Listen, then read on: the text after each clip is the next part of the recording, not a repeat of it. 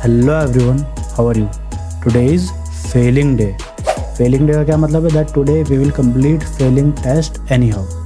तो देखते हैं फेलिंग टेस्ट है क्या। उससे पहले आप ये जानो फेलिंग टेस्ट यूज होता क्यों है। देखो, फेलिंग टेस्ट को हम यूज करते हैं to identify the aldehyde group. और कैसा एल्डिहाइड होता है? ये होता है एलिफेटिक एल्डिहाइड। ना तो एरोमेटिक एल्डिहाइड ये टेस्ट देता है, ना ही कोई कीटोन ये टेस्ट देगा। It is used to identify the aliphatic aldehyde only. अब जब हम फेलिंग टेस्ट को यूज करेंगे तो आपके पास एक रिएजेंट भी तो होना चाहिए। तो उस फेलिंग रिएजेंट को देखो कि वो फेलिंग रिएजेंट होता क्या है। तो जो फेलिंग रिएजेंट होता है हमारा, ये एक सॉल्यूशन होता है। और ये सॉल्यूशन दो सॉल्यूशन से मिलकर बना होता है। फर्स्ट होता है ए, सेकंड होता है हमारा बी। जो फर्स्ट सॉल्यूशन होता है वो होता है हमारा एक्वस कॉपर सल्फेट, मतलब कि CuSO4.5H2O, क्योंकि एक्वस कॉपर सल्फेट है। इसके साथ ऐड होता है मेरा रोशेल सॉल्ट, जिसका फॉर्मूला क्या होता है? COONA, देन CHOH, फिर से CHOH एंड COOK। इन दोनों सॉल्यूशन को मिला के मेरा एक फेलिंग रिएजेंट बनता है, जिसको हम अभी रिएक्शन में यूज करेंगे।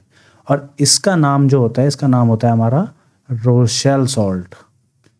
और क्योंकि ये टार्टरिक एसिड से बना है तो इसका एक और नाम होता है जिसे हम कहते हैं सोडियम पोटेशियम टार्टरेट।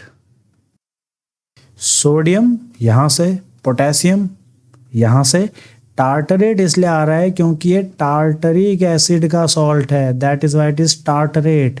जैसे एसिटिक एसिड के सॉल्ट को कहते हैं एसीटेट, सोडियम एसीटेट। सेम वैसे यहाँ पे टार्टरेट आ रहा है क्योंकि it is a salt of tartaric acid.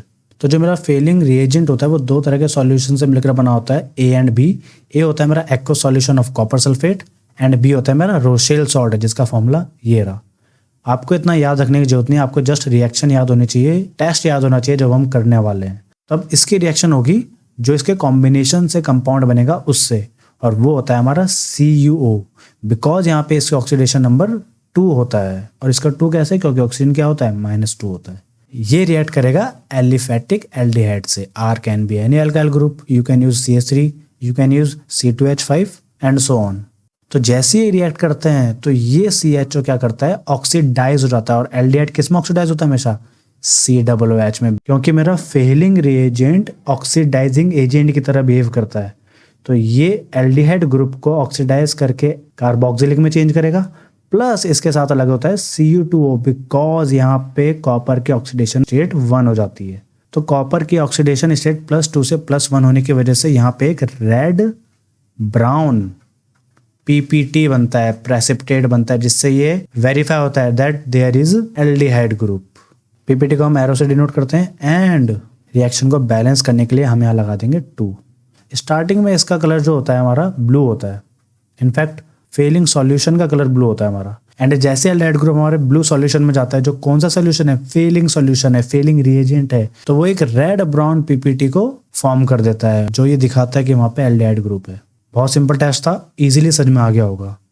तो आप इसे डिफाइन कैसे करोगे? When aldehyde group is heated with Fehling solution, it forms red brown PPT which verifies the aldehyde group or aliphatic aldehyde group, because aromatic aldehyde and ketones do not give failing test. Any doubt? तो I hope आपको test बहुत अच्छे से समझ में आया होगा, सारे फॉर्मूले समझ में आए होंगे, सारी रिएक्शन समझ में आई होगी। तो कमेंट में इसके डेफिनेशन को पुट करो ताकि मुझे भी पता चले कि आपको फेलिंग टेस्ट समझ में आ गया है। सो पढ़ाई करो, बोर्ड की प्रिपरेशन करो, नोट्स को डाउनलोड करो थ्रू टेलीग्राम। अपना और अपने पेरेंट्स का ख्याल रखो एंड बी हैप्पी।